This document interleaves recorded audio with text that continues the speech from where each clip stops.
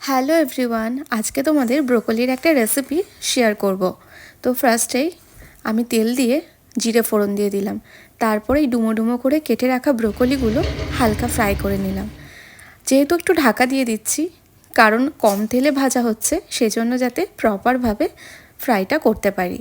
তারপরে আবার তেল দিয়ে আমি পেঁয়াজ কুচি আর এদিকে রসুন আর লঙ্কা কুচি দিয়ে একটু ফ্রাই করে নিলাম।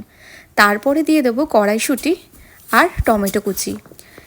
দেওয়ার পর একটু ফ্রাই করে দেওয়ার পর যেসব গুঁড়ো মশলাগুলো দেবো সেগুলো হচ্ছে নুন, একটু চিনি, পরিমাণ মতন ধনে গুঁড়ো, জিরে গুঁড়ো, কাশ্মীরি লঙ্কার গুঁড়ো আর হলুদ গুঁড়ো। আর এখানে রেড চিলি পাউডার ইউজ করা হয়েছে শুধুমাত্র কালারের জন্য। তো তারপরে একটুখানি ফ্রাই করে আমি জল দিয়ে মশলাটা সেদ্ধ হতে দেব। তারপরে যেসব ব্রোকলিগুলো ভাজা ছিল সেই ব্রোকলি দিয়ে দেব। তারপরে একটু কষিয়ে জল দিয়ে দেব, ঢাকা দিয়ে দেব। তারপরে সেদ্ধ হওয়ার জন্য ওয়েট করব। সেদ্ধ হয়ে গেলেই অলমোস্ট রান্নাটা রেডি হয়ে যাবে। আমি কিন্তু এখানে একটা সিক্রেট মশলা ইউজ করেছি, সেটা অবশ্যই তোমাদের সাথে শেয়ার করব।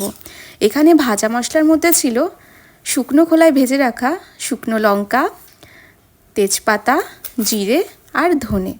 এটি তোমরা দেবে, খুব টেস্ট হবে। কেমন লাগলো অবশ্যই জানিও।